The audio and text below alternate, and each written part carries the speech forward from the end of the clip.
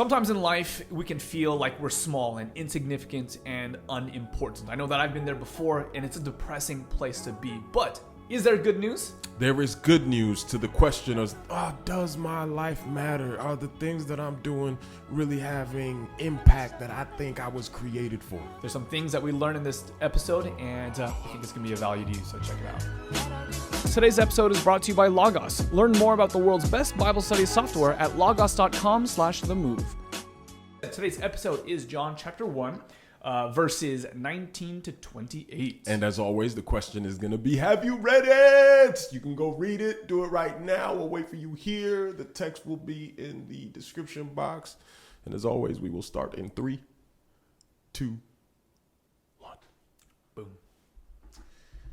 So there's a question here. This is what we were talking about right before the recording that's kind of shook me. I was like, man, I did not ever see that before. I was reading through one of the commentaries, and it's talking about this question that they're asking John. For context, we've talked about them coming up. He's not the light. He's pointing to the light, all these different kinds of things. And then they start to ask him questions. Yeah. So who are you? Yeah. Are you Elijah? Yeah. Are you the prophet? And he's like, no, listen, I'm not the Christ. I'm not any of these things. They said specifically about the question, are you Elijah? No. Yeah. Well, before you go there, Okay, can I frame? Can I frame? I haven't framed at all Go for in it. the last few episodes. So what we have so far is, remember, this whole gospel starts out with the Star Wars sort of. How does the Star Wars theme go? How does it? Because I always think Superman theme in my head every time. Really? Yeah, I can't. How does that one go? No, that's definitely not it. How does the Star Wars one go? And then All right. So bum, bum, think bum, Star. bum. That's right. So Star Wars, and it starts scrolling. In the beginning was the Word, and so this is a cosmic And then book. there's always this picture of a world and a starship flying through it. Right? Exactly, and that's exactly what's happening, right? But instead of a starship, it's actually this. Some really weird dude out in the desert. Before that, the Word. The Word is actually coming to Earth, Okay. right? And then you focus in on Earth, like a zoom in on Earth, right? And Now you're on the planet. now you're on the planet. In the desert. It's the Middle East, focusing on Israel, focusing on right around the Jordan River. And you get into the desert, and who do you find? Some dude eating bugs. Some dude eating bugs. Walking around with weird clothes. Weird clothing. And he starts dunking people in the water. Dunking people in the water. water. Like, this is what's happening so far, right? Right. So the promise is that there's this Superman figure, as it were. I'd have to do that. That's coming into the world, but there's already somebody in the world that's announcing the coming of this figure, this Messiah. Mm-hmm. And now you have these religious leaders who are dressed in this garb, right? Who are, think about dressed in Pharisaical garb or scribes. Huge contrast from the way that John dresses, right? Huge. John is like super plain, and he's just like got these uncomfortable clothes. Well, he's weird. Yeah. You know, we're shooting in Portland. Have you ever been to Portland? Matter John of fact, would be able to walk around today, and no one would bat an eye. today is a rainy day in Portland, as many are, and we saw a dude dressed in all black with a shirt that was a V-neck, Like down to the belly completely button. open down to the belly, walking a small little dog with like a little skull cap, and it's raining and it's dreary, and he was just owning it, right? Just out, man. And me and Justin at the same time saw him. We're like, man, look at this dude. He is owning it. This is John. That John's the weirdo. John is the weirdo. He's like he's keeping the Jordan weird. Yeah. Right? And he's there. And the religious leaders come, and the scribes come, the lawyers of the day. And then there's a whole bunch of people who are gathered there from all walks of life because they're receiving this baptism of immersion, because John is preaching this message of get ready because this figure is coming. Right. And that's...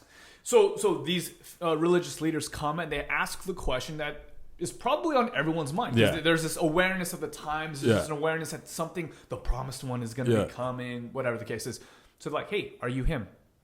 Are you the Christ? Yes. Who are you? Are you the prophet? The answer is no. And I love it. They ask him, are you Elijah? And he still says no. Yeah. Which is important, because if you think about this gospel, you think about the testimony of Jesus and the rest of the synoptic gospels, who do they identify John as? Well, Jesus in Matthew 11, I think it is it Matthew 11 or Matthew 14, 11 through, or Matthew 7? That's a great question. I don't know. Yeah, but it's in Matthew that I think it's Matthew 14.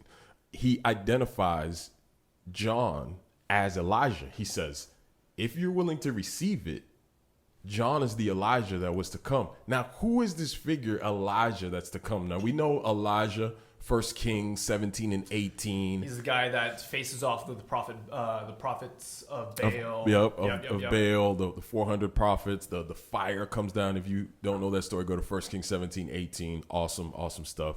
Elijah's this pivotal figure in the Old Testament. He's a major figure, and he's a prophet. And he's turning the attention of Israel, particularly in the northern kingdoms. They've apostatized. Back to God. He's turning them back to God. And he ministers in such power that there's a period where there's no rain for 3.5 years under the rule of Ahab and Jezebel, right? Particularly Ahab. 3.5 years, no rain. And after those 3.5 years, rain comes down. Elijah's in the mix of that. He calls down the rain, right? He had called down the fire. He raises a kid from death, for the widow's son. Just major figure. And then he gets caught up in a whirlwind at the end of it, like a chariot of fire. Boom, gone. And he's gone, right? And the history in Malachi says that Elijah will return and he will be the figure that ushers in a herald of sorts. The great, terrible day of the Lord. Yeah. And you see this picture in multiple figures in the Old Testament. Another figure that's mentioned is this figure Isaiah, right? Yeah. And the message of Isaiah is that, I'm the voice of one crying out in the wilderness, make straight the way of the Lord. This idea, Isaiah at the time, his people are in bondage, they're in captivity, and now Isaiah has this idea to bring the people in bondage back to the holy city. So there's this message, hey, prepare the way, we're going to be coming. There's going to be this mass exodus from slavery, and what do we need to do? We need to prepare the roads. Make sure that the roads are able to handle the weight of the people that are coming through, because there's going to be this massive salvation experience. Well, there's that, and that also a herald would come before the king. Absolutely. And they would straighten the roads. Every valley was exalted, right? Every mountain made low. So that a pothole would be filled. And if there's a bump in the road, you would flatten that down. So that way this way is smooth. So there's for this dual the king. application for the king, right? So there's salvation experience, people going back to the holy city. There's this heralding of the king. So we see this conglomerate of all these figures that maybe they thought was one or the other, but the whole thing is pointing back to the announcement of the coming of the chosen one. And this is what Moses announced when he talked about a prophet that would rise like unto you, like me, right? And so all of these identities is that which these known religious figures who know the law, they're seeing what's going on with Elijah out at the Jordan. John, right? Out at the Jordan. They're like, he's a weird dude. Is he the one to come? And is he one of the ones, if not the actual one? Is he one of the heralds? Is he one of these messengers? Or is he actually the king himself who's supposed to be coming? That's the prophesied one. So this all happens. What does John respond? John's like, nope, not that, not that, not that. I'm none of them. None of them. All I am is just a voice. And the guy who's coming, I'm not even worthy of tying his shoelaces. Unreal, right? And he says, he's going to baptize. I baptize with water. He's going to come and baptize with the Spirit. So complete humility, and not only humility, but almost in light of what we know later, it's as though he doesn't completely understand the role he's even playing. Yeah, and I love this because when you have a gospel in your heart, when you have the Spirit in your heart, there is a sense where you become small and insignificant because you realize that life is no longer about you. Yeah. Where life before, at least for me, it was always about like how much money can I make? Can I be popular and powerful and influential and all these different kinds of things. Like that's the focal point that the world offers you. You are valuable in so much that people admire you and respect you.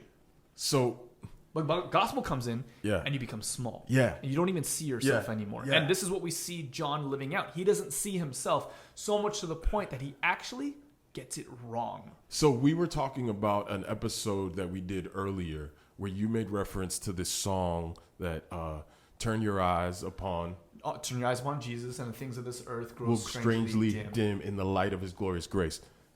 John, verse 26, John answered them, I baptize with water, but among you stands one who you do not know. Remember how we framed this? Yeah. That means that Jesus, this being who's come, he's now there in the midst. And he's like, he's somewhere amongst us, but we don't even know him yet, right? Mm-hmm. And he goes, even he who comes after me, the strap of whose sandal I am not worthy to untie. So in light of the glory of what Jesus is going to bring, John does not seem himself to even be worthy to deal with his shoes, right? Mm-hmm. Which is fascinating. So that John sees himself in light of the one who is to come as minuscule, small, and tiny, right? And we're going to run out of time here. We're going to take one extra minute because there's a point that we have to draw out, is that in light of gospel, we can become small, and appropriately so. And it's good. Right? It's not a bad thing. Not a bad thing. But there's also places in our life where, in light of the circumstances of life, we see them as giants that we seem small in and that overcome us. There's our 10 minutes. Just one more minute. Thank you. I'm new at this. Just know how to turn off an alarm. I don't know how to use an iPhone. But watch what happens.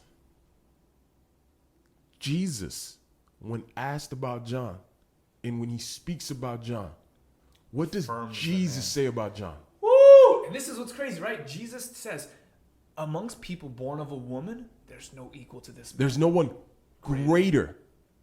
What did John say about himself? I'm not even worthy to untie his shoes. What did Jesus say about John? It's like, he's the best. He's the man. What did John say about whether or not he was Elijah? Not Elijah. What did Jesus say about him being Elijah? Listen, this is the guy that's ushering in this whole new paradigm, this whole new kingdom. He is, in fact, the Elijah. So there's this paradox, this beauty about John having, and what's so clear is that John has a clear understanding of his role, right? Because he's like, I am the one. He appeals. Think about this. John appeals to Scripture, and says that he's the prophetic fulfillment. I'm the one who proclaims the way. But he sees in Scripture a prophetic fulfillment where he becomes really small, right? And then Jesus points around and says, Jesus points back and says what? No, because you actually knew your role and played it out, you're way bigger than you even thought. This says something to me personally in light of this experience that John goes through. I preach this, and we've shared this, and we've grown in this together. That, I don't read the Bible anymore to prepare for a sermon, y'all. I don't read the Bible to get ready to do a talk. I don't even read the Bible so much to get ready to do the move.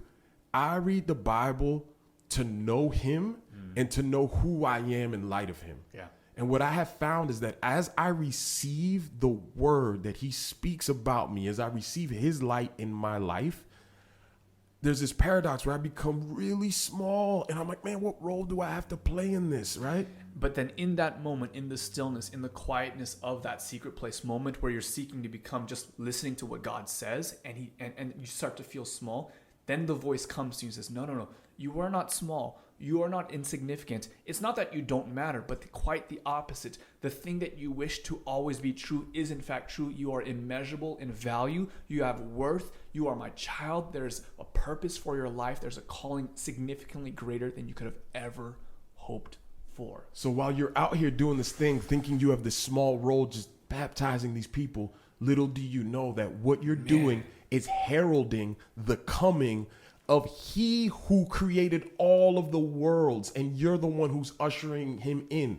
So in light of what you think you're doing small. But in light of what he says, what he thinks about you and what you're doing, woo! So you might be one of those weirdos, right, in your workplace, one of those weirdos in your family where people don't quite always understand. And maybe even to yourself, you don't understand the role that God has given you. But let it be known that you are not who you think you are, nor who others tell you. You are who God says you are. He calls you child. He got a plan for your life. And even if what you're walking in you might think is small, listen, read this book, open it up, get in there, and receive what it says about you, and then live it out.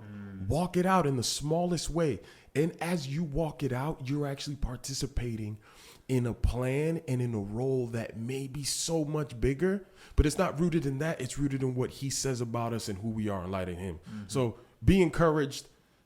It's just a good word, man. Be encouraged. Just live according to what he says you are. It's way bigger than what we could ask, think, imagine, hope for. So yeah, It's a little bit more than 10 minutes, but hopefully it's worth your money, which you're not paying anything, so it is worth your money. we'll get to you on the other side of the next 10. All right, blessings until the next one. Hey movers, I recently got to travel to the Logos headquarters and ended up recording several tutorials on how you and I can get more from our Bible study using Logos. To see the entire playlist of videos, visit logos.com/themove and get 10% off any Logos 8 product you want. logos.com/themove.